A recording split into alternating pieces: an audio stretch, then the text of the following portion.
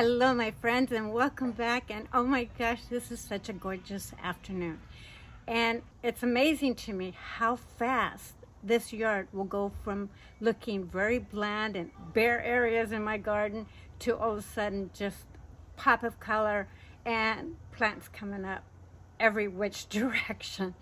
And I'm so excited. Even my cherry tree is finally bloomed and it is throwing down its flowers. So yeah, we're raining flowers today. So what I'm going to do today is I'm going to revisit my butterfly bush. The question is, will I take it all the way down or will I salvage some of it? But let's go see that butterfly shrub now and address that first, because I also want to talk a little bit about butterfly shrubs. If you are interested in them, how to care for them, what my experience has been over the years of having 3 of them, plus this new one over here, and what I do to take care of them, and really what they really require, and what they can live in, and what can they live without. So that's what I'm going to cover today. Okay, so before I get started with chopping away over here, which I agree with all of you guys, and I really appreciate all your honesty. I appreciate all your comments, and I think we're all in the same page. So I am not offended by anybody's comments. In fact, I just thought they were really right on with what I was thinking. I just needed that confirmation from you all, because even though we are, dead set to keeping something alive, there comes a time in our lives where we just have to say goodbye, right? Or we got to try our best and make it work in a very minimal way. So that's what I'm going to take care of with this. But before I get started with that, I just want to address a few questions that I've had. And that's concerning the care of butterfly shrubs or a tree, if they grew up into a tree like mine did. And it's pretty basic. And that is, they just want to be left alone. They don't want to be overwatered. They don't mind a splash of water now and then, depending on how dry your area is. Here in Portland, it rains a lot, right? So if you can shelter them in an area where they get some shelter, where they get moisture, but not saturated wet soil, then you're good to go. They like sun. However, mine, the roots are all in shade, and they do really, really well.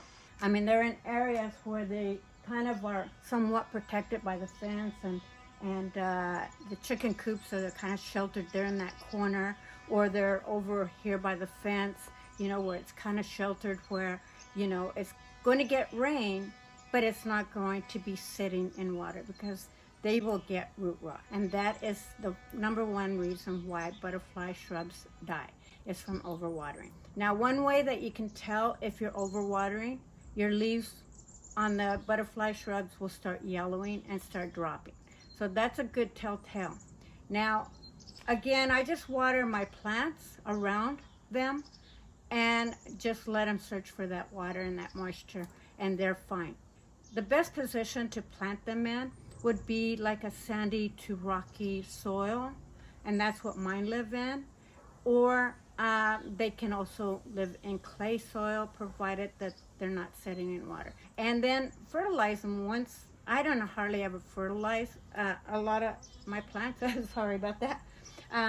But, if you do a little bit of fertilization, whether it's fish fertilizer or it's just plantain or something like that, you want to probably fertilize them at least once a year, if not twice a year. But that's my opinion. So now I'm going to go ahead and take care of this little girl or old woman here. I am going to cut this large stump here to get rid of anything that is leaning against the fence. Now I will go ahead and cut this one here, at least to here, and probably remove some of this other branches here, and definitely cut this one down to here. This limb here does not look like it survived. It does look pretty dried out, so I'm gonna just chop that one off. So that's what I'm gonna do, and I'm gonna use my trusty old Makea. Where is she? I'm gonna use my Makea. Now, always remember, you guys, always, whenever you're dealing with chemicals or machinery or tools of any kind, use eye protection. So I will be using my goggles as well.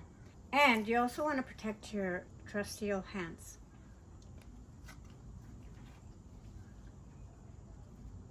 Take these off.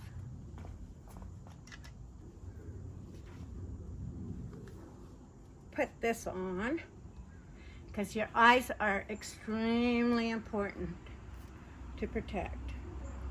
And I'm just gonna twist my hair and put it up, just like that. There we go. By the way, what do you guys think of my new hat? Isn't that cool? It's my latest one. I'm a hat person. Don't look good in them, but I love them anyway. Okay, let me get started. Hey you guys, hope you enjoyed this.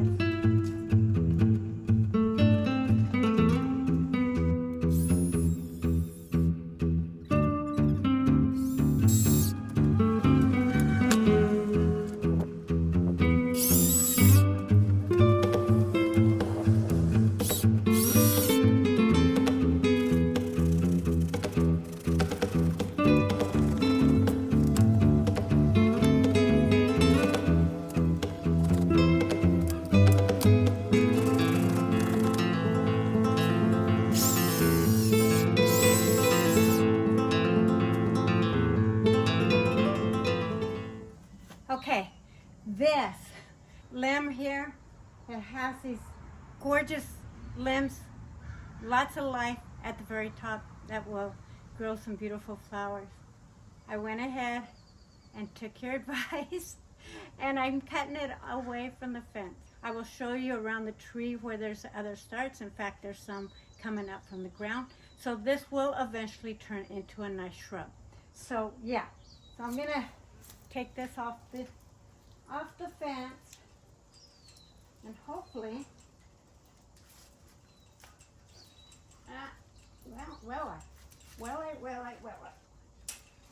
oh, it's still stuck. Let's see if I can cut the rest right here. Okay, that did it.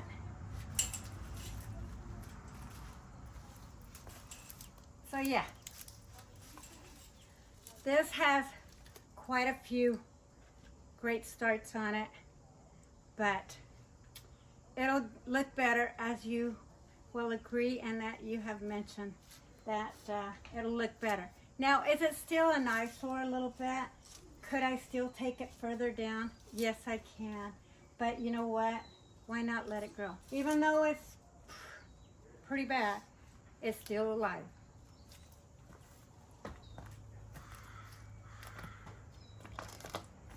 And this Chinese rose bush will also bloom as well. So that's going to add some beauty with the red flowers anyway behind it. And then once this actually becomes in bloom, then it's going to look pretty.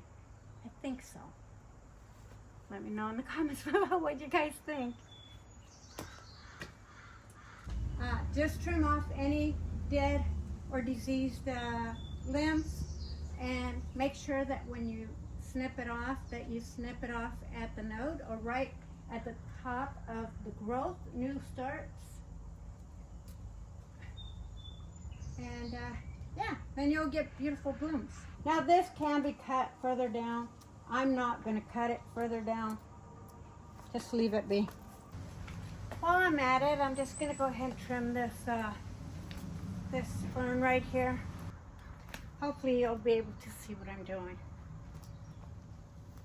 But with ferns, you basically, you see all that new growth? You basically want to cut all that off.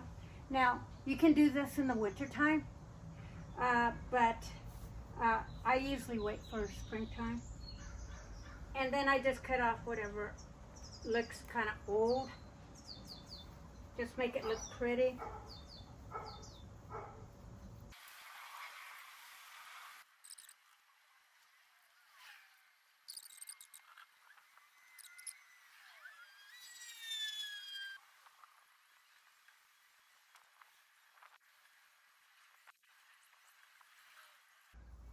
And that's how you trim ferns, is that once they, and this would be so much easier to do in the winter or late fall, but because you can just cut it down to the ground. But I like seeing the new growth and knowing where I'm going to be cutting, because it may not be necessary to cut all the limbs. So just so they, I'm not limbs, but foliage. So yeah, just pick and choose what you want to cut. It'll still survive.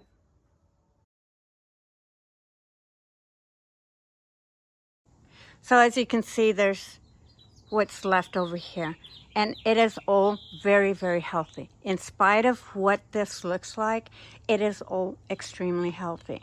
Now, every node that you see is going to create new branches. So this is going to fill out in that direction as well as in this direction, and then all this will be eventually covered up. So there's other things that I can do. Now, there was a start over here that I ended up knocking off, I guess, so I will cut that down a little bit more. But I wanted to bring you to this because I pointed this out where it's broken right here. Now, if this happens to you, this can be tied down, bound, and then I will show you how you can keep this from any moisture as well as bugs from getting in there and causing more damage. Same thing right down here. If you notice, there's a lot of rot, and this is caused by moisture. So I will be treating this so that it can stop the rotting, and it'll also protect it from bugs. Right down here is where it actually split one year, and then I clumped them together and I tied them together and they remended. So this can happen, so don't give up if you're split. Just if you can pick up those branches and tie them together, they will mend. Now, there are roots right here that can cause root rot. So I'm going to treat this whole area up, and you'll see what I can do to help prolong the life of this. But right here, there are more branches right here. So this is starting to fill out. This will produce a ton of branches throughout the year. Butterfly shrubs are very resilient in that way, and that's why it's hard to kill them. They're not invasive in the prospect that, you know, they're going to root out from the roots and bring out new shoots. But anytime that they get moisture, they're going to produce more branches, and it's primarily on here. But if you see, there's bugs in here.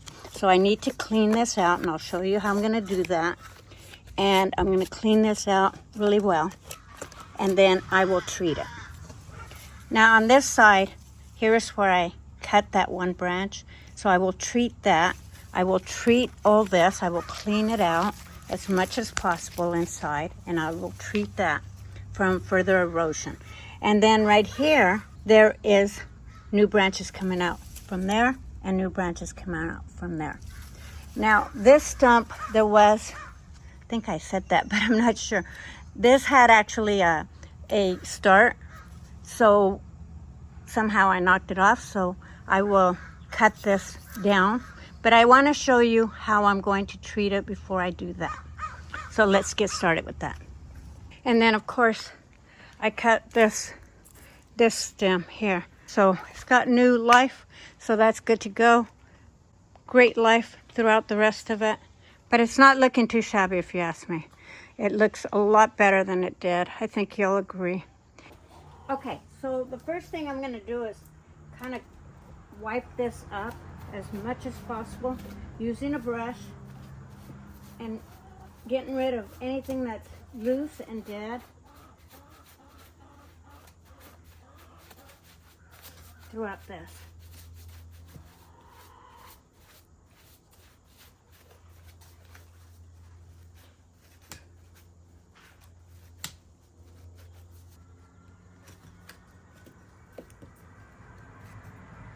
This could have been a video on its own, but you know, I may not have another opportunity to show you this. So that's why I'm doing it now. But yeah, just get rid of all that stuff out. Now, because there's roots here, I'm gonna fill this up with soil. So I've got a bucket, and I'm gonna fill that up.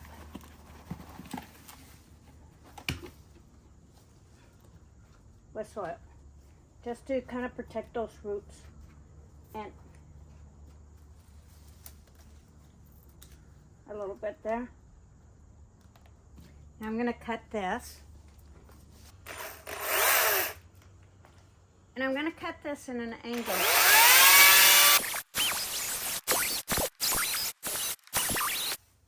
Now this was pretty rotted right there. I mean, it is just literally a hole.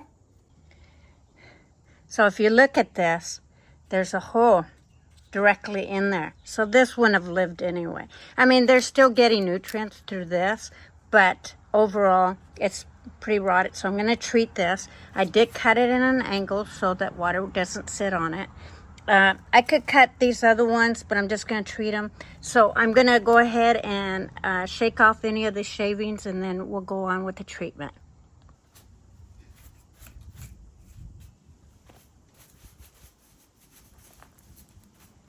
Okay, so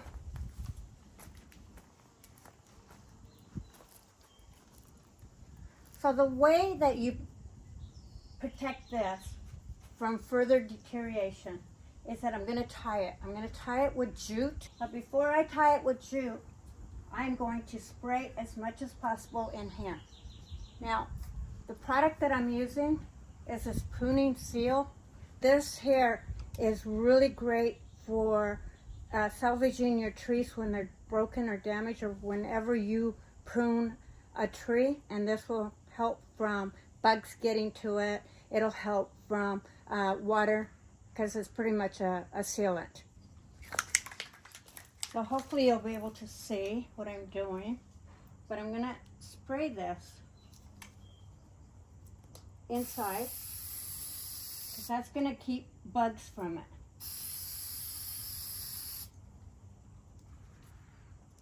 The next step is I'm going to get my jute.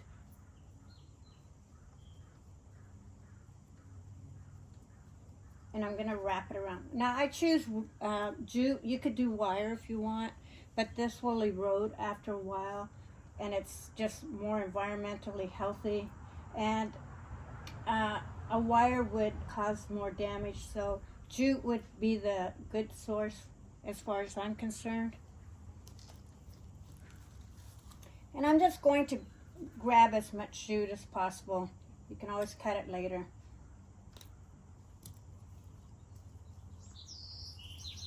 And then I'm going to wrap this up.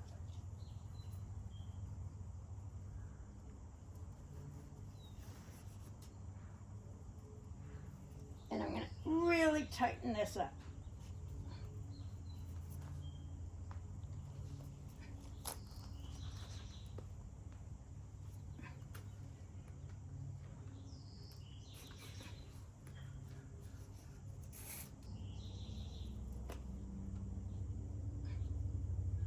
Doesn't have to be perfect either, you guys. Just needs to stay in there. And there, now that will mend. I'm gonna put my goggles on. Put my gloves on, because this are chemicals.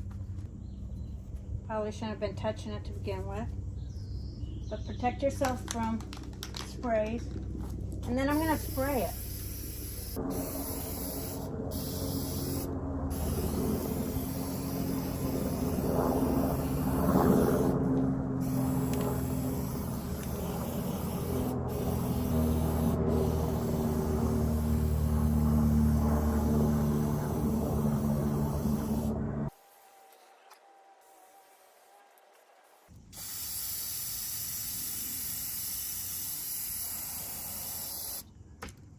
So you see how all that has been sealed now.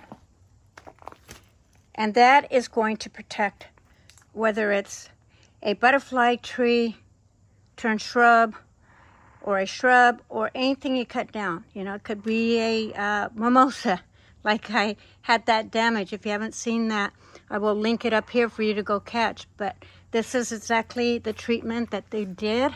This is where I learned it. This is part of learning as you go along with gardening.